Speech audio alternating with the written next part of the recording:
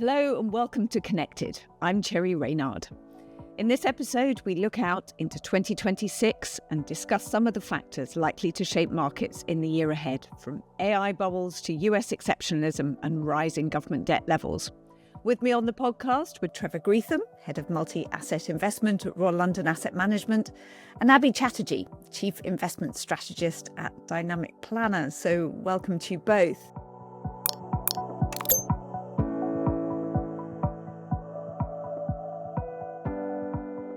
Now, let's tackle the question that everyone seems to be asking first, which is the potential bubble in AI.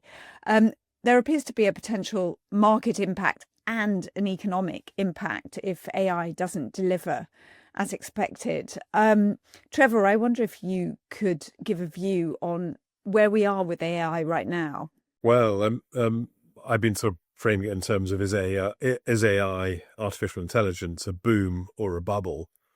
And it's a difficult one to answer because almost all waves of new innovation, like the internet, like the steam train, you name it, have involved speculative bubbles, even though they were bona fide, fantastic new inventions that kind of boosted human productivity. So, there's no doubt that AI is boosting productivity. In the short term, the markets can get overblown, and that's my concern at the moment. If you look at valuations, and if you think back to where I think Abhi and I probably cut our teeth in the .com bubble, then nobody uninvented the internet in 2001, but we had a period where just in broad US equities, you lost half your money over the 2000 to 2003 bear market, and so I think you can sort of recognize the economic importance of AI, while at the same time recognizing some of the areas of excess. I don't know what you think, Abhi. I kind of agree with you. I come from an old school way of thinking, of saying, I don't know what AI stands for, but I do know the old term called machine learning. The techniques that we use today, mathematics, was invented in the 60s with the hippies. But the only problem we had was we didn't have the data, and we didn't have the computing power. Today we have both. So now we are calling this AI. The benefit of this is that it is transformational.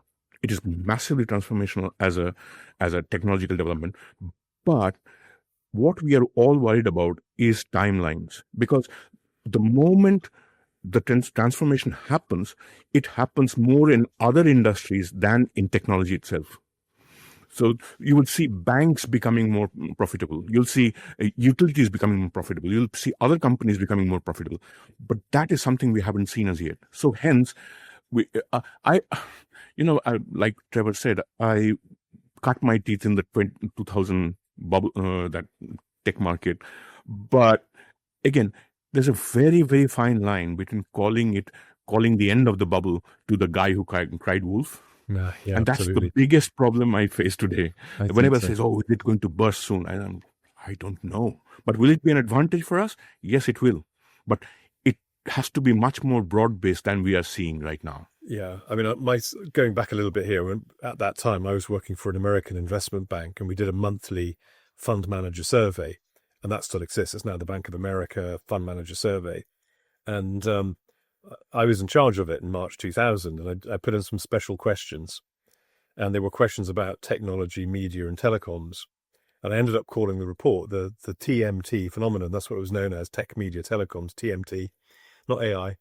The TMT phenomenon, overvalued, overweighted, oversoon. And it was that week, actually, that the NASDAQ peaked. And my favorite question, because it was a massive sort of hysteria around these stocks. My favorite question was, I had a question and they were asking fund managers what their exit strategy was from investing in .coms. And 10% said no exit strategy, which was at least honest. Only 20% said macro. So the other 70% were answering either analysts will tell me, analyst recommendations on Oracle will tell me when to sell Oracle, or microeconomics will tell me there's a new sort of DeepSeek or something come out and that changes everything for me and I'm watching the microeconomics. Or it was technical analysis and charting, all sorts of stuff. And even today, people disagree about what burst the bubble. I was at a reunion of people who were at Merrill Lynch at the time a couple of weeks ago, and I was speaking to the telecoms analyst from the 1990s, and he thought it was all micro. I thought it was the Fed. So I thought it was the 98, 99 to 2000. You had rate cuts turning into rate hikes, and eventually, when you're hiking interest rates, something breaks. And what broke was the speculation around technology. And then I would put the causality going from the market slump back into the economy. And that's my interpretation. But even today, people disagree. And given that interpretation, I don't think we're at the peak of this bubble yet. I think there will be an area where people will lose money on these stocks. But I'm looking at the Fed, and the Fed's still cutting. So my strategic view, if you like, is cautious. My tactical view is still positive. So, Abhi, if there is a wobble in AI, is there a danger that it takes the rest of the stock market down with it? Or is it more of a case that it might actually give the rest of the stock market room to flourish? I mean, there is a sense that AI and technology have kind of sucked the oxygen out of other parts of the market in recent years. Cherry, that's a very, very interesting question. If we look at the markets today, especially the US, S&P 500 to be specific, you see 7 stocks are 33% of the market in capitalization. In addition to that, if you look through the numbers coming out on the earnings and everything, those 7 stocks are flying through with numbers, whereas the rest of the 493 are flat, there or thereabouts, right? So there is a massive disconnect in this market. If it wobbles, let's hope it doesn't, because it will be very, very bad for some clients. If it wobbles, there will be a sharp pullback. I think the problem has been exacerbated by the drive of passive money going in. There was this was me being a fanboy moment. There's this academic who runs a hedge fund called Busho. He has come up with this theory wherein he says that the passive money has impacted market microstructure, which means there is even a T-shirt you can go and buy on Amazon called Woo and Chill. Woo is the Vanguard S&P 500 ETF. And it says on top of it, Woo and Chill. So when it becomes that broad-based and everybody is putting their money into that same thing, it is time. When a taxi driver talks about Amazon and all that, you said it's time to get out. But the problem is there is a fear of missing out right now. So everybody's going, it'll go further, and everybody's pouring in.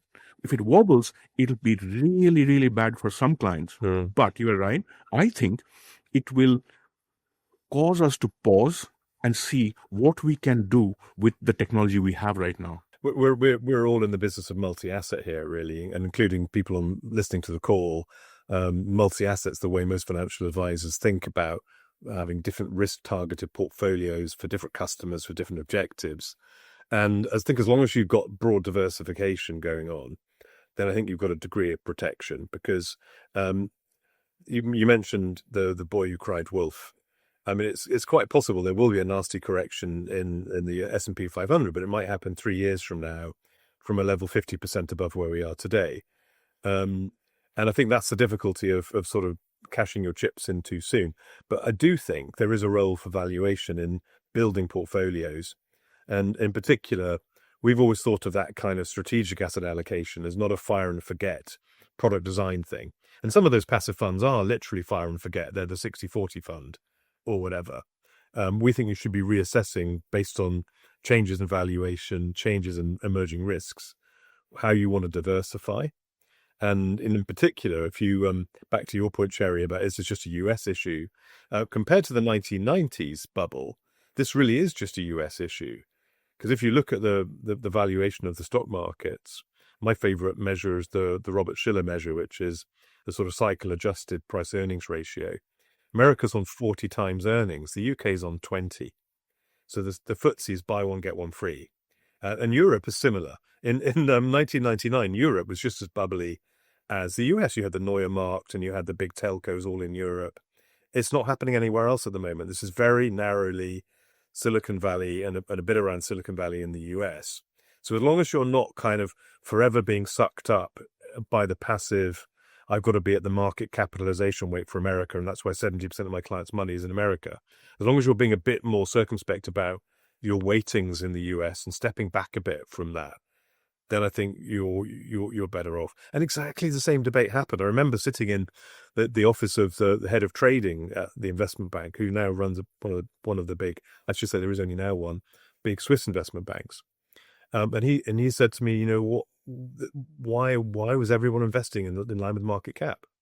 And they're doing it again. A long bull market will get more and more people going passive, because why not pay nothing for making money? And they don't really get the diversification you should be getting, I think. So, Trevor, you've brought me beautifully to my next point, which is a wider point on US exceptionalism and kind of whether the US still rules the world. I mean, we've seen China seeking to decouple from the US over the past decade, which has certainly put it in a more powerful position on tariffs. Are you seeing that happening elsewhere? I've been around long enough to have seen different countries rule the roost and then fade away again. So my investment career started when everyone wanted to be Japanese. The Topics index was about 50% of world market cap in the late 80s. It's hard to believe it now. And so these cycles do come and go. I think given the valuation, I think that the US is probably going to underperform on a long-term basis from here, even with all the technology happening in the US, as other people profit from it and use it. I think the dollar is a little bit challenged. And the dollar's a bit challenged by, I think, some of the policy at the moment under the second Trump administration.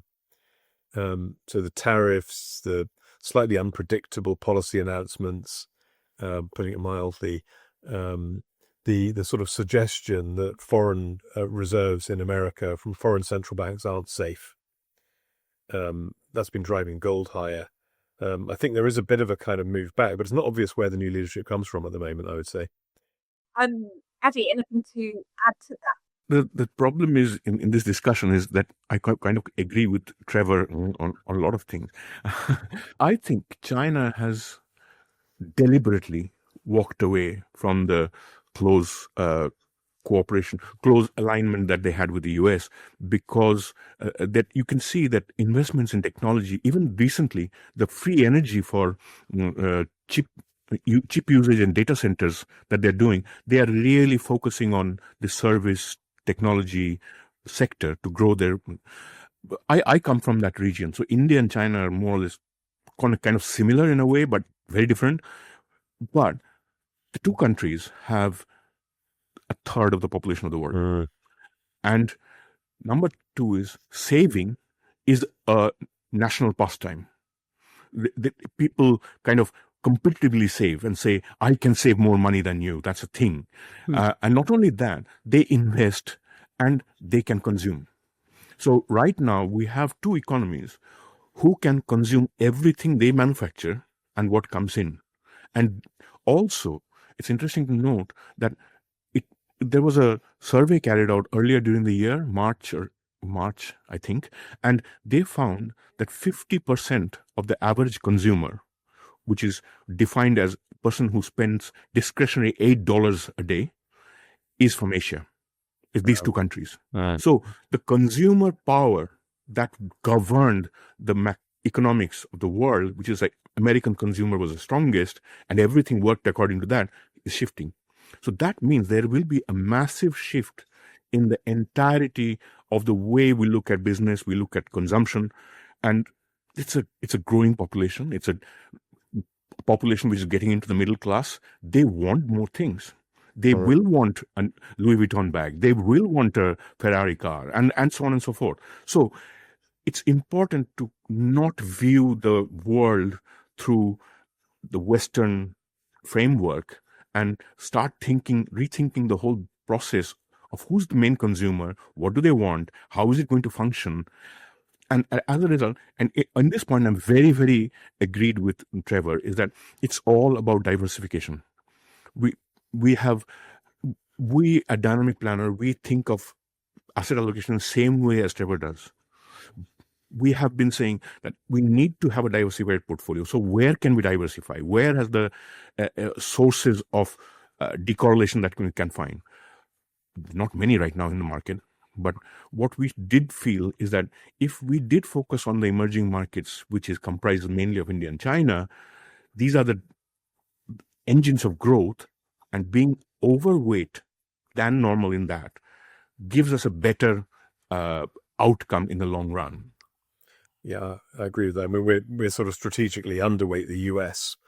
We've got a bit more in the UK, which is quite common actually for funds in the UK market, but I think that gives you a value tilt and some inflation resilience, and we're also a bit overweight in emerging markets, so I would agree with that. And I think if there is a big pendulum swing back away from America, really what we'll be talking about is consumer saving rates. Because in America, the whole reason they've got a big deficit and they complain about it is they won't save anything and they're spending tons. Whereas in Asia and in Europe, actually, the savings rates are stubbornly high, and that could swing the other way, and that means earnings growth would swing the other way. Yeah, and again, Trevor, you've brought us on to the next topic. It's like you're planning it. So the other big issue for 2026 has been the level of government debt. I mean, a lot of Western economies are now completely enthralled to bond markets because their debt is so high. In 2025, we've seen some of them flirting with kind of a buyer's strike at the long end of debt markets, and yet it hasn't tipped over into a crisis as yet. I wonder whether you think that's a risk for 2026. Yeah, so debt levels are higher all around the world, really. And there are one or two countries that stand out as having lower government debt. I mean, Germany's an obvious one. And Germany looks like they're beginning to ease up the fiscal reins a little bit themselves. But debt levels have become very high. And this does actually make it quite challenging for governments. So when you've got high levels of government debt to GDP, there aren't many different things you can do. If you can grow, great. But it's easier said than done sometimes. But the sorts of things where governments are deregulating or improving trade relations, or there's a rising tide of AI spending and productivity improvements that lift all boats, that's what you want to see to really bring government debt down. You can inflate your way out of debt. Bond markets don't like that particularly, but most of the decreases in government debt after World War II were a combination of high inflation and strong growth. Or you can try to raise taxes and cut spending, and those things can interfere with growth. So it is quite messy. I'm not sure whether the bond markets are quite as brutal about government activities as people say, but there has been a repricing of government debt. So, prior to 2022, real yields on index-linked gilts, for example, in the UK were minus 2%. So investors were effectively paying the government to lend them money. Now it's plus 2% roughly. So there's been a big swing around. So now bond markets make much more sense in a multi-asset portfolio, and governments have to think quite carefully about not wanting to increase their cost of funding. So it's become more difficult. But I think sometimes little fluctuations up or down in a 10-year yield get overblown by the commentariat. So, Abhi, what's your view on that? I mean, do you see any risks in any specific markets? Where do you think the points of vulnerability are? It's a very interesting question. We have been wary about the government bond market, given the high levels of debt and everything. There was a particular period of time very recently that the so-called safe assets were the riskiest part of the market, where the bond yields were just bouncing up and down, and you had every day you opened the FT and the first line was, "Oh, bond markets dropped, blah blah blah." I agree with Trevor that it gets a bit overblown sometimes, but the bond investor is a brutal one. They really think about the balance sheet, your profit and loss, rather than the hope of buying an equity, right? So they are much more. From my point of view, it has to be a very nuanced approach to the bond markets. If you can strategically think about the bond markets, think about what is happening to the central bank's movement of rates, what's happening to inflation, there are plenty of opportunities in there. And not only, so basically what I'm trying to say is if we don't behave like a bull in a china shop saying we're going to buy the broad UK gilt index, but be careful about duration, about where we want to be, what is the impact, then there is a lot of value in there, right? Mm-hmm. So what for me, the interesting bit is we have seen spreads collapse for a long time. Recently, but spreads are by spread I mean the yield that a corporate bond gives over the yield of government. This has collapsed. It is at one of those very, very low levels which causes people worry. However, if we break that down, we look at the corporate yields, they have not moved. They are at the same levels as they were since 2022. It's the government yields that have pushed up and which has caused the compression. So earlier, whenever we said corporate yields have narrowed, spreads have narrowed, it was always the corporate yields coming down. It's a reverse. It's the government yields that have gone up. So what I mean to say, drive at is, for me, the corporate bond market is much more stable than the government bond market. Mm-hmm. Yeah. I want to throw this out to a proposition to Trevor. We had this whole way of pricing corporate bonds as saying that corporate bonds should be priced of the government. Today, 30-year Apple bond is AA rating. A US 30-year bond is a AA rating. Mm.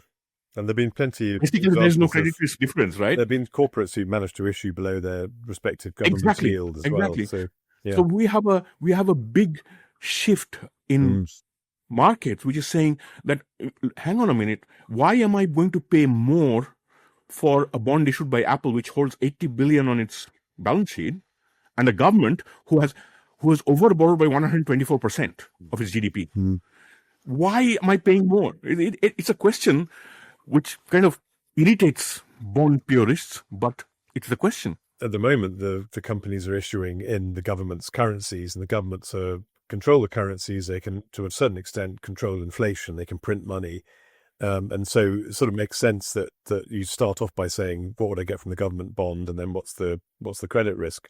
But you do kind of wonder whether at some point these companies will start issuing in crypto something, and then the governments have no control over it. I'm not quite sure we're there yet, but you could get a real decoupling.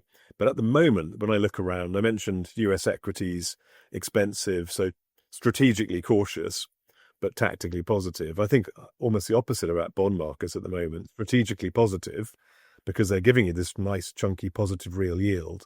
But the activities of governments and what's going on with inflation just doesn't make me feel that tactically I want too much exposure to bonds. So, we've stepped up the neutral position from a very low duration exposure of 2021. So now we've got a more decent level of bond exposure, but tactically it still doesn't feel like we're at the stage of the cycle where yields are going to drop.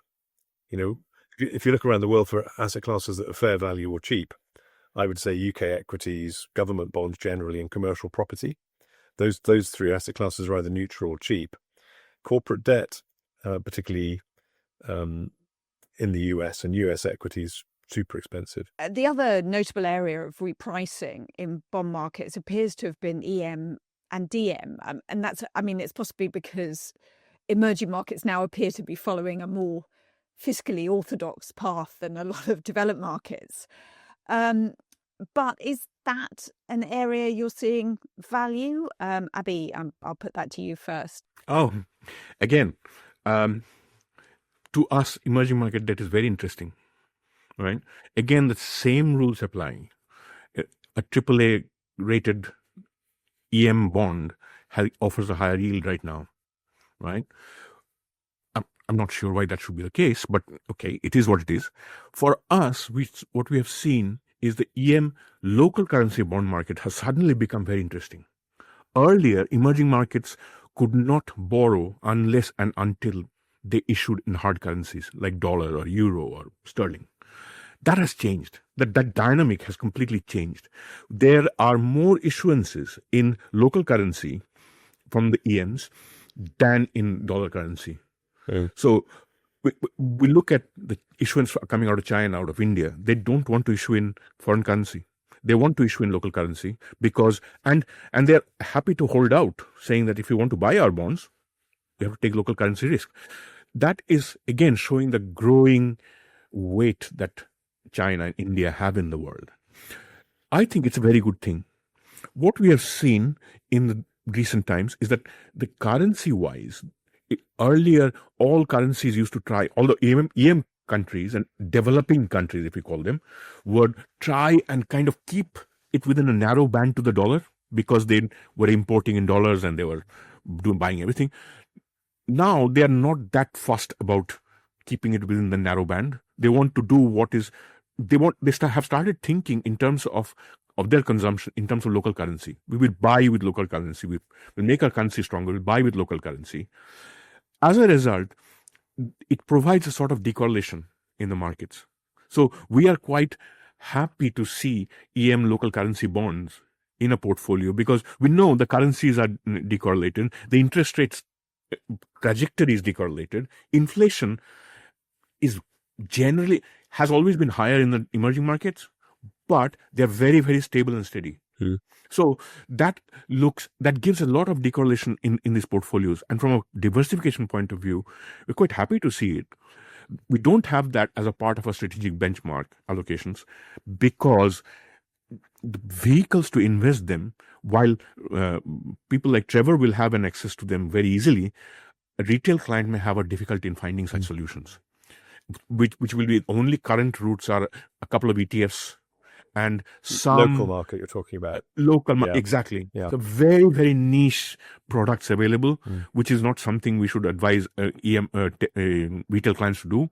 But as an asset class, if Trevor wants to use an EM local currency, we'll be very, very happy. Okay, this gives us a new more diversification. That's interesting. I mean, from our perspective, we get the emerging market currency exposure on our equity side. So again, we're strategically slightly overweight emerging markets and we don't hedge those currencies. So we're getting the currency performance in the equities.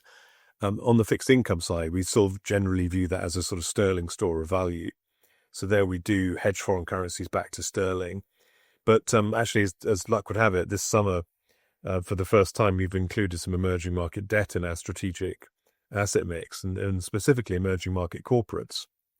Because emerging market corporates, they might be a Mexican lager producer, for example, and they happen to be based in Mexico, but they're selling all over the world. And they'll give you a higher yield because they're based in Mexico. And that to us feels like a market opportunity. So emerging market corporates we think are quite interesting. I just came this morning, actually. I was in Westminster with someone from the International Monetary Fund talking about their recent financial stability report. And there's a section in there on emerging markets and debt. And they're calling out as a positive thing, there's much more local currency borrowing because it means that the emerging markets are going to be less vulnerable if there's a big swing in the dollar. So at some point, maybe the banks get more exposed to their own local market debt, and that's a different problem. But at the moment, it feels like it's a positive. And the fact the dollar's been weak, one of the weakest starts to a year, almost finishes to a year, in the last 30 years, 10% down year to date, that's also helping emerging markets, the ones who are borrowing in dollars. Trevor, it's been a very noisy year in stock markets and in economies. I wonder if you can try and see your way through that and just give us a sense of where you feel we are in the business cycle. So where are we in the business cycle? So we have this sort of investment clock way of thinking about growth and inflation, and therefore, where are we in the cycle? And it's been a difficult read, I'd say, the last year or so, because it's hard to really see a very powerful business cycle either swinging upwards or swinging downwards at the moment. But you have had the sort of Trump policy, economic confidence sort of roller coaster.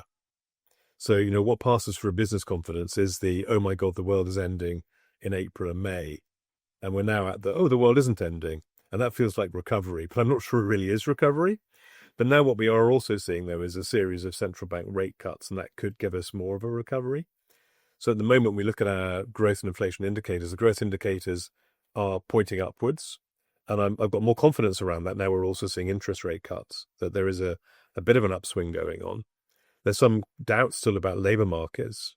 So the US labour market looks quite fragile, but it's quite hard to read exactly what's going on. And if it is fragile, arguably that keeps the Fed cutting. So you've got that upswing in growth. And on the inflation side, our inflation indicators are still broadly pointing downwards, not upwards. And that, again, gives cover for central banks to keep cutting rates. But my guess is that the tariff feed-through in the US in particular will be inflationary. So it's going to be the Thanksgiving sales and the Christmas sales where imports will have got more expensive. And if you do get an upswing in growth, that will also put pressure on inflation to the upside. So it's not our official forecast. We're a fund manager. We don't have to have official forecasts so much, but I wouldn't be surprised if the Fed is actually hiking rates next year. And that's what would make me start to worry more about the excesses in some of the financial markets. I actually think if there were a period of really weak growth in the US and the Fed were to cut rates a lot further, the NASDAQ could keep going up. Yeah. So I think actually the bigger threat is actually things are too good rather than things are too bad. Okay. Abhi, what's your view on that? I think that was like a bombshell that Trevor thinks. I saw your eyebrows going up. Yeah. I think you're one of the only people I've heard who says there may be a possibility of rate hikes, which will really put the cat among the pigeons if that happens. It could mean that thing we are worried about, that the so-called bubble bursting, will be hide faster if that happens. On my side, I'm a bit more reluctant to say that we'll see rate hikes. I think we are on a rate cutting trajectory, but the pace will be very, very slow and measured. At least in the UK, we know it will be. However, in the US, its dynamic is getting completely changed by who comes on the Fed board. If there is a Trump fan coming onto the board, we may see ridiculous rate cuts going in, absolutely hammering it through, which will not be good for the economy. The labor market is weak in the US. We don't know what has happened in the 6 weeks. Please remember that, because labor numbers have not been calculated. It cannot be calculated.